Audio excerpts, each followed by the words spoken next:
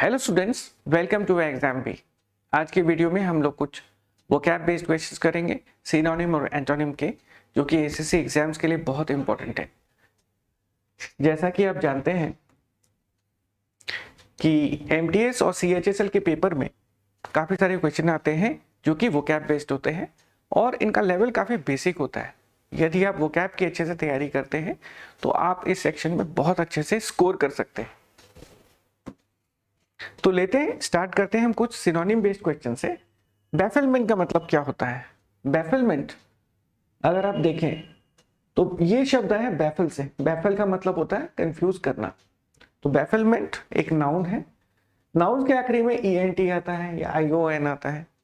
तो बैफलमेंट का मतलब कंफ्यूजन होता है, प्लेजर नहीं, क्लैरिटी नहीं, क्लैलीनेस।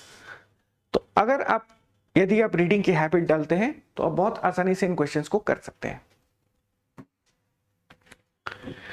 अगला क्वेश्चन है, रेजिम का मतलब क्या होता है? जब भी आप कोई वर्ड देखते हैं तो आपको एक सेंटेंस बनाने की कोशिश करनी चाहिए उस वर्ड को लेकर। तो आपने पढ़ा होगा during the regime of the king, during the regime of Chandragupta Maurya something happened. तो रेजिम का मतलब होता है रूल, कंट्री नहीं होता है।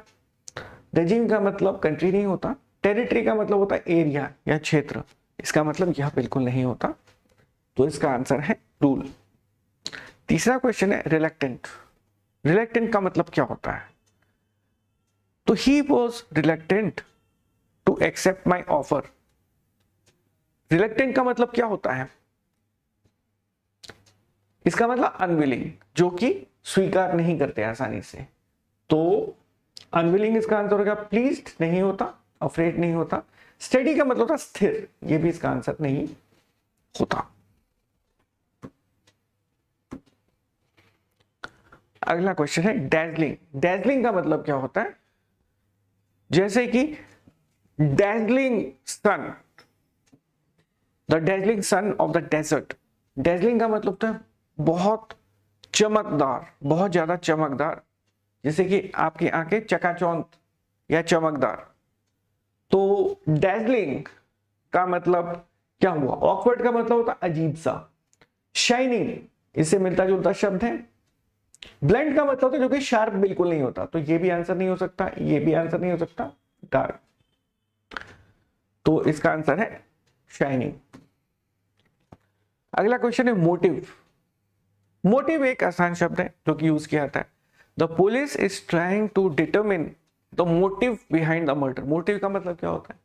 रीजन। रीजन क्या है, कारण क्या था? तो रीजन इसका आंसर। यूटिलिटी का मतलब होता है यूज। बेनिफिट या चांस इसका मतलब नहीं होता। अगला क्वेश्चन है हैजर्ड। हैजर्ड का मतलब क्या होता है? अब हम लोग जो है एंटोनिम के क्वेश्चन करेंगे 5 एंटोनिम। हैजर्ड का मतलब आपको इंस्ट्रक्शन हमेशा गौर से पढ़ना चाहिए। हैजर्ड का मतलब होता है रिस्क या पेरिल। तो नॉर्मली जो है 4 में से 1 या 2 चॉइस तो उसकी मीनिंग ही होते हैं। तो अगर आप गौर से नहीं पढ़ेंगे तो कई बार जो बच्चे हैं वो गलत चीजों को ही टिक कराते हैं। और यदि आप गलत रास्ते पे जाने में भी लगे तो आपको 2 मिलते जुलते मिले तो आप समझ जाओ कि आप कहीं गलत रास्ते में हो। तो रिस्क और पेरिल इसके मतलब होते हैं। पेरिल का मतलब भी डेंजर होता है, हैजर्ड का मतलब भी रिस्क होता है। ठीक है, तो हैजर्ड का उल्टा ऑपोजिट मीनिंग हुआ सेफ्टी। ठीक है, अगला क्वेश्चन है ट्रैंक्विल का एंटोनिम क्या है? ऑपोजिट मीनिंग वर्ड क्या है? ट्रैंक्विल का मतलब होता है काम। There is a tranquil lake outside the temple.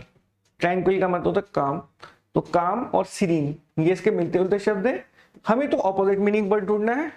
तो इसका ऑपोजिट हो गया डिस्टर्ब्ड। ओके, डिस्टर्ब इसका इम्पेशेंट, इसका कोई लेना देना नहीं है, ये रिलेटेड वर्ड नहीं है। अगला फॉर्मर। फॉर्मर का मतलब क्या होता है? जब मीनिंग सोचो, फॉर्मर का मतलब होता है एक तो पूर्व, जैसे पूर्व अध्यक्ष, पूर्व मुख्यमंत्री, तो फॉर्मर सीएम बोलते हैं, है ना। पर यहां पे लिखा है एक्सटर्नल, एडिशनल, फीचर्ड और लेटर। तो क्या फॉर्मर का लेटर से कोई संबंध है? हाँ, फॉर्मर का मतलब पहला भी होता है फर्स्ट, और लेटर का मतलब सेकंड भी होता है, यानी दूसरा होता है। ठीक है, तो फॉर्मर का मतलब फर्स्ट और लेटर का मतलब बाद में। तो इसका आंसर एक्सटर्नल, एडिशनल या फीचर्ड नहीं है। हमेशा आपको एलिमिनेट एक बार जरूर सारे, आपको कभी ये मत सोचो कि मुझे आता है और सीधे मत जंप करो। लेटर, ठीक है। उदाहरण के तौर पे I have 2 friends Ram and Shyam, the former is preparing for civil services exam and the latter works with the bank. तो फॉर्मर का मतलब पहले वाले राम के लिए, और लेटर का मतलब जो है सेकेंड वाला, जो दूसरे वाले के लिए हम लोग इस्तेमाल करते हैं। तो इस प्रकार ये इसका एंटोनिम हुआ, ठीक है। अगला क्वेश्चन है सैवेज। सैवेज का मतलब क्या होता है? जंगली, ठीक है। तो अगर आप गौर से देखोगे तो एक दो वर्ड जो उसके सिनोनिम में मिलेंगे। ब्रूटल का मतलब भी जंगली, निर्दयी, है ना। सिविलाइज्ड का मतलब, सैवेज का मतलब तो असभ्य, अनसिविलाइज्ड, ठीक है। तो उसका ऑपोजिट होगा सिविलाइज्ड। एडिक्वेट का मतलब होता है एनफ, जो कि रिलेटेड नहीं है इससे। इम्पार्शियल का मतलब निष्पक्ष, नॉट पार्शियल टू एनीवन, ठीक है। तो इसलिए इसका आंसर हो गया, जैसा हमने देखा, सिविलाइज्ड। और ये जो है आजकल कुछ क्वेश्चन आते हैं जिसमें कि आपको एक सेंटेंस दिया होता है, उसमें एक वर्ड को अलग से उन्होंने बोल्ड लेटर्स में दिया होता है, और आपको ये बताना होता है कि उसका सिनोनिम या एंटोनिम क्या है। क्योंकि हम लोग एंटोनिम्स की प्रैक्टिस कर रहे हैं, तो यहाँ पे हम लोग एंटोनिम खोजने का प्रयास करेंगे। सबसे पहले सेंटेंस को गौर से पढ़ना चाहिए। ये एक फिल इन द ब्लैंक जैसा क्वेश्चन होता है, अप्रोच वही होता है। They drank some spurious drink and fainted. Faint का मतलब होता है बेहोश हो जाना।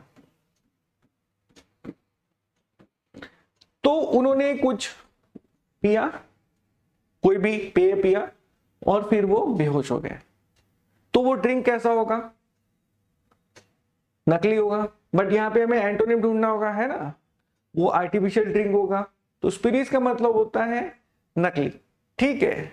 आर्टिफिशियल हो सकता है या एडल्टरेटेड हो सकता है। एडल्टरेटेड होता है ना, जिसमें नकली हो सकता है, या कुछ पॉइजनस हो सकता है, गलत चीज। वैसे स्पिरिट्स का मतलब होता है नकली, तो आर्टिफिशियल उसका मतलब हो गया। ये तो आंसर हो नहीं सकता। नेफेरियस का मतलब होता है इविल या बैड। तो वैसे भी ये भी बैड ही चीज है वैसे तो, नेफेरियस का बैड। लेकिन हमें तो ऑपोजिट देखना है, ऑपोजिट मीनिंग वर्ड एंटोनिम खोजना है। क्यूरियस का मतलब होता है जो कि बहुत कुछ जानने की कोशिश करता है, one who wants to know the reality. तो ये भी इसका आंसर नहीं हुआ। तो आंसर क्या हुआ? जेन्युइन। जेन्युइन का मतलब होता है असली। स्पेरियस का जो ऑपोजिट है इस कॉन्टेक्स्ट में, आपको ऐसे जब क्वेश्चन आते हैं तो आपको पूरा का पूरा सेंटेंस एक बार जरूर पढ़ना चाहिए और उसके हिसाब से आपको आंसर ढूंढना चाहिए। तो इस प्रकार इस क्वेश्चन का आंसर होगा जेन्युइन। तो स्टूडेंट्स, आप हमारे वेबसाइट में विजिट करें, और उसमें बहुत सारे मॉक टेस्ट हैं। जितने भी मॉक टेस्ट हैं सबके सब फ्री हैं, और आई एग्जाम भी आपको हेल्प करता है 50% फास्टर लर्न करने में। और यदि आपने नहीं किया अब तक तो please like and subscribe to our channel, and all the best for your preparation. Thanks for watching this video.